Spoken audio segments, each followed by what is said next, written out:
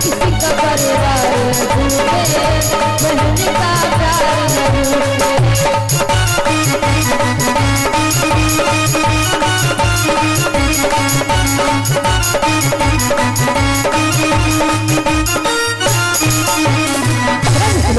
न भगवान की प्रेम सुनो सागर सरकार की जय हो। ते बड़ा ही पवित्र भाई बहन का प्रेम होता है।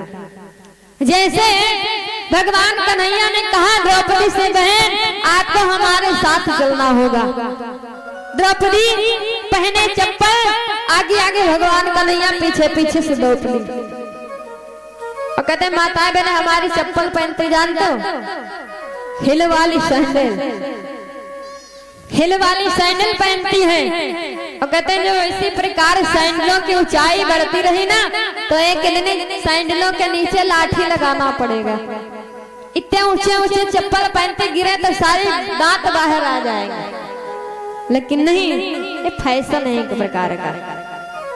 तो द्रौपदी खड़ाऊ पहने हैं, आगे आगे भगवान कन्हैया जा रहे, पीछे पीछे द्रौपदी, और चप्पल की आवाज खटपट की आती है।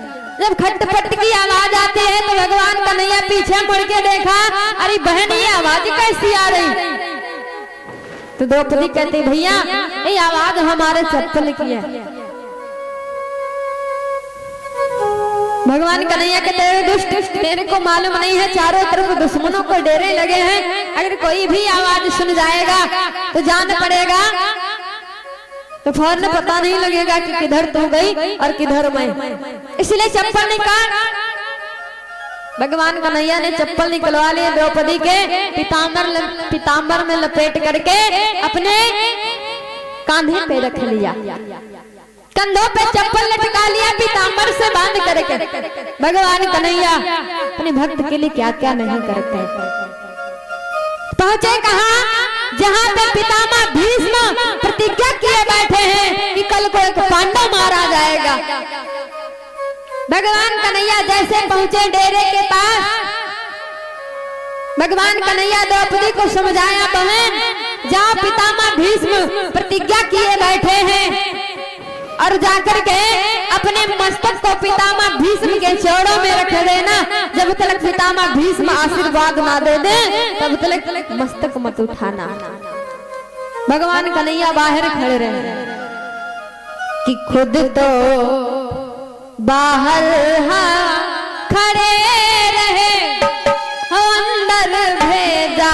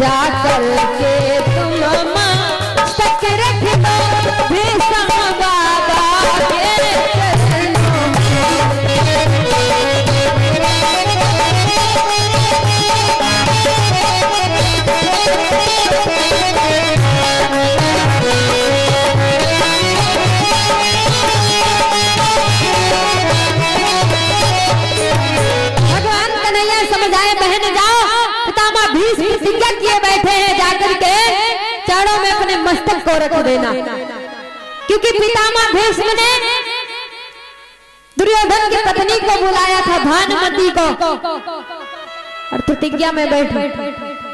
द्रौपदी जैसे जाती है पितामह भीष्म के चरणों में अपना मस्तक रख देती है। पितामह भीष्म ने जैसे देखा, और कहते हैं कि पहले की जो माताएं बहनें होती थी, सदवा विधवा में बड़ा अंतर होता था।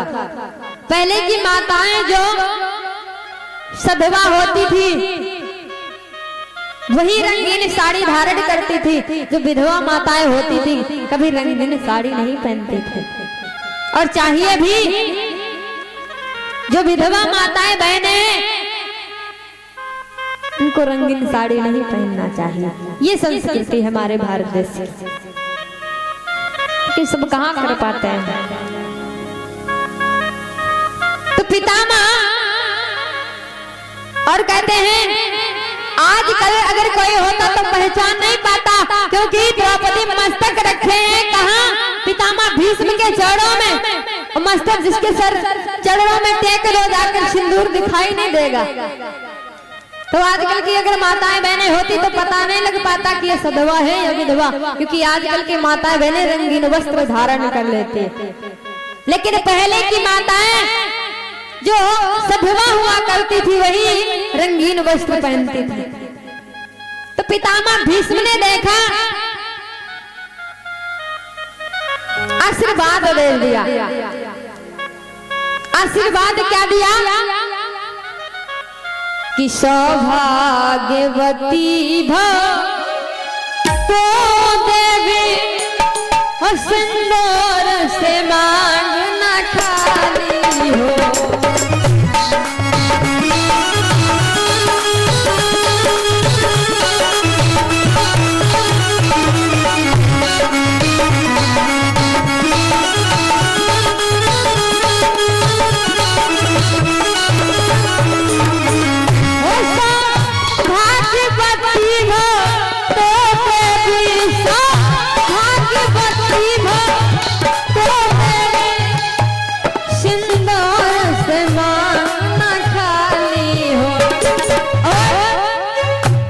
पतियों का बाल ना बाका हो।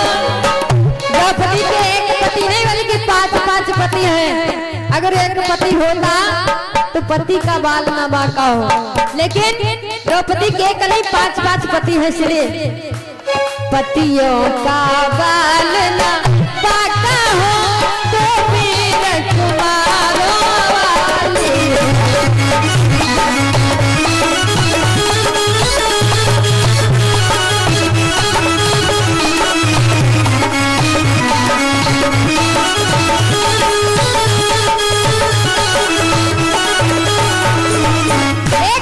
पितामह भीष्म ने आशीर्वाद दे दिया कि जाओ सौभाग्यवती हो तू देवी, सिंदूर से मांग न खाली हो, पतियों का बाल न बाका हो तो वीर कुमारों वाली हो। ऐसे आशीर्वाद दे दिया। लेकिन पितामह भीष्म ने कैसे विचार किया कि ये सधवा नारी है या विधवा? पहचान क्या थी पहले की? क्योंकि द्रौपदी रंगीन साड़ी धारण किए थे, तो पहचान लगा लिया कि देखा एक सधवा नारी है, चरणों में शीश झुकाती है, और उसके तन पर रंगीन साड़ी सधवापन को दर्शाती है।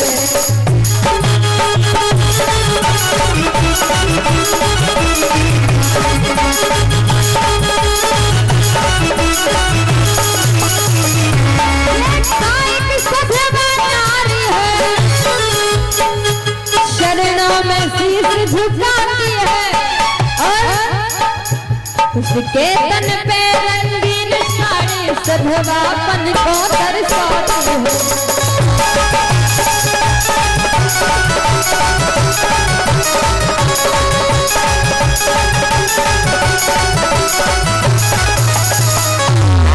देखा क्या रंगीन साड़ी धारण किए हैं, एकदम से द्रौपदी को आशीर्वाद दे दिया क्या?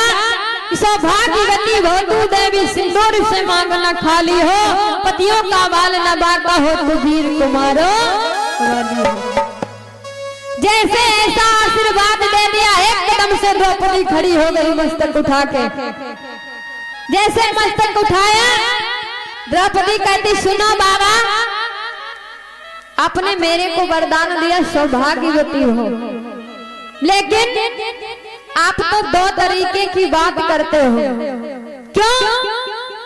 कि कल और कहा अब और कहा, सोचो फिर जरा विचार करो।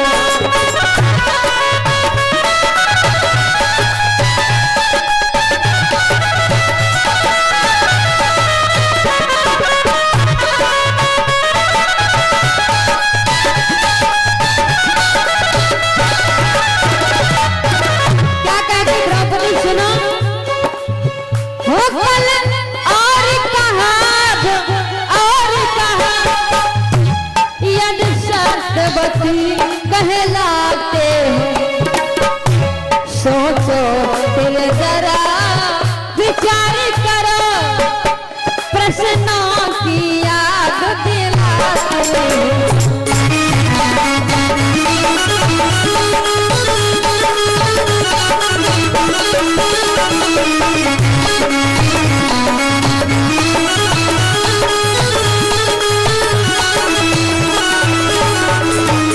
एकदम से जैसे द्रौपदी मस्तक उठाया ना, एकदम से द्रौपदी कहती बाबा आप तो दो तरीके की बात करते हो कि कल और कहा अब और, कल तो आपने कहा कि कल को एक पांडव मार दिया जाएगा और आज मुझे सौभाग्यवती भो का आशीर्वाद दे रहे।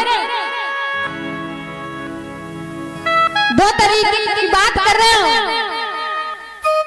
कि दोनों बातों में बाबा तुम्हारी इन दो बातों में मैं कौन सी बात सच्ची मानूं? कि दोनों बातों में बाबा बात सच्ची कौन सी है? दोनों बातों में बाबा बात सच्ची कौन सी है?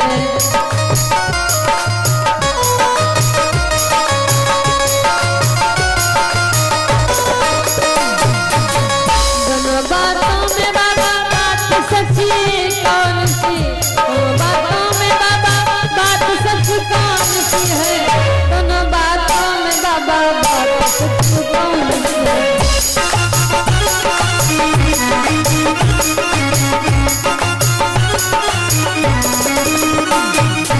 एकदम से जैसे द्रौपदी कहती है तुम तो दो तरीके की बात करते हो, कल कहते हो कि एक पांडव मार दिया जाएगा और आज मुझे सौभाग्यवती भो का आशीर्वाद दे रहे हो।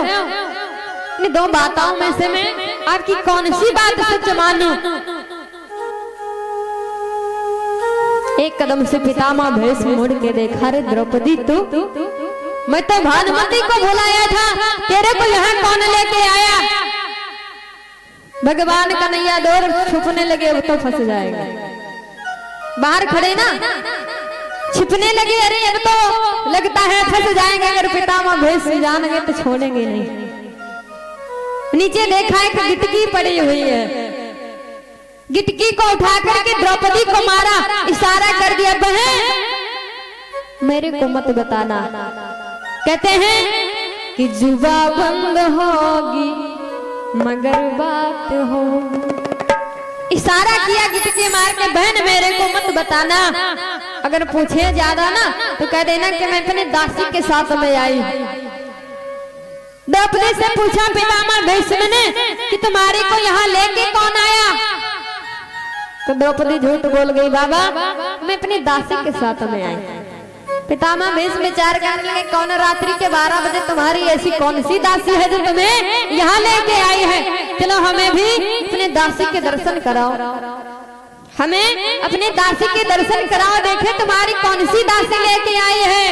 अब तो भगवान कन्हैया और छुपने लगे, जानते हो भगवान कन्हैया पीताम्बर का घूंघट मार के कोने में छिप गए, और जैसे कोने में छिपे ना उधर से पितामह भीष्म आते। हुआ क्या, पितामह भीष्म भी कोई साधारण मनुष्य नहीं है, सब कुछ जानने वाले हैं। कि आगे जो बढ़े पितामह जी हो जोगी का भेष निराला।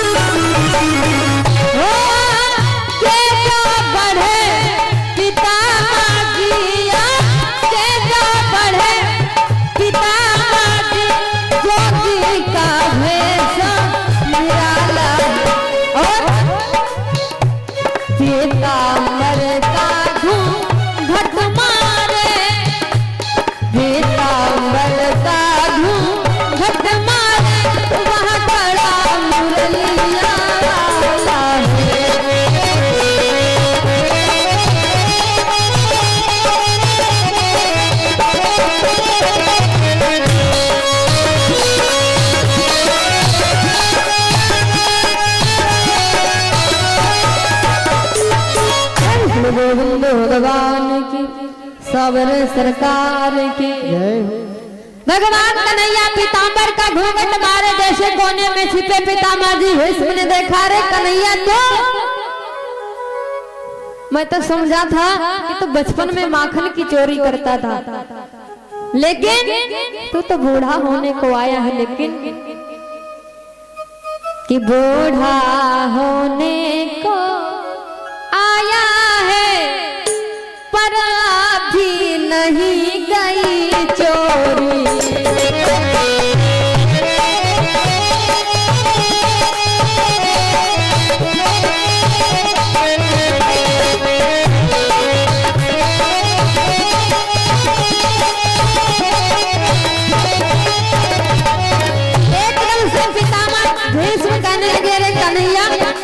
मैं तो सोचता था कि तू बचपन में माखन की चोरी करता था, लेकिन तू तो बूढ़ा होने को आया, लेकिन चोरी नहीं गई तुम्हारी। बूढ़ा होने को आया है, हो बूढ़ा होने को आया है पर अभी नहीं गई चोरी। नूतन रीतियां रचता है, नूतन रीतियां रचता है, हमसे चोरी हमसे।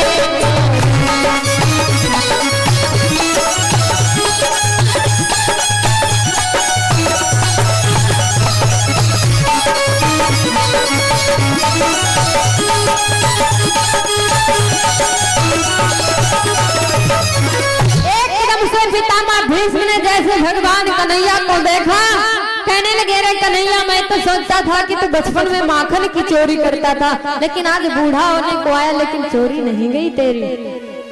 भगवान कन्हैया के लिए जरा फिर से बोलो, क्या बोला? का कुछ नहीं कुछ नहीं।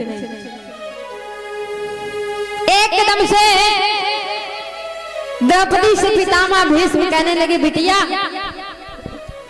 जिसकी रक्षा जिसका रखवाला स्वयं पार्वत परमात्मा ठाकुर हो, उसका भला कौन बाल वाका कर सकता है। इसलिए सुनो, मेरा आशीर्वाद और मेरी बात कौन सी सच है कि सौभाग्यवती भो तू देवी हो, सिंदूर से मांग न खाली हो।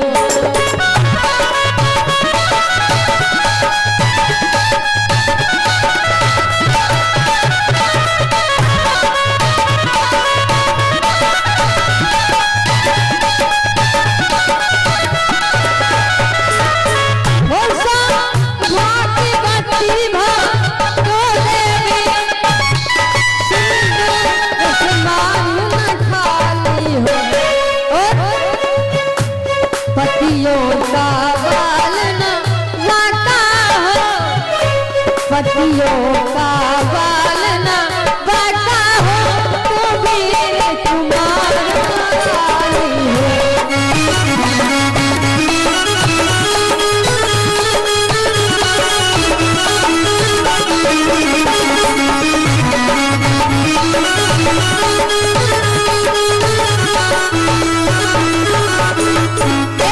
पितामह भीष्म कहने लगे, द्रौपदी जिसके साथ स्वयं पार्वत परमात्मा ठाकुर हो, उसका कौन बाल बाका कर सकता है। जहाँ मेरी ये बात सही है, जिसके सुहाग की रक्षा करने के लिए स्वयं गोविंद जी महाराज हम जैसों से चोरी करके आ जाएं, तो उसका कौन बाल बाका कर सकता है। तो आप लोग सुन क्या रहे थे कि पार्वत परमात्मा अपने भक्त की रक्षा कैसे करता है कि करें सदा तिनकी रखवारी, जिम बालक राखे मातारी। इस प्रकार से भगवान कन्हैया ने द्रौपदी के सुहाग की रक्षा की है। अब आइए चलते चलते एक बड़ा सुंदर होली गीत है भगवान कन्हैया का, और सभी लोग जो माताएं बहनें झूमना चाहती तालियों के साथ में, मस्ती के साथ में सभी लोग साथ देंगे कि सावरिया हो सावरिया नंद किशोर, और ऊपर ऊंचे ऊंचे हाथ करके गाएंगे कि सावरिया सावरिया नंद किशोर किशोर मोरी साड़ी तेरा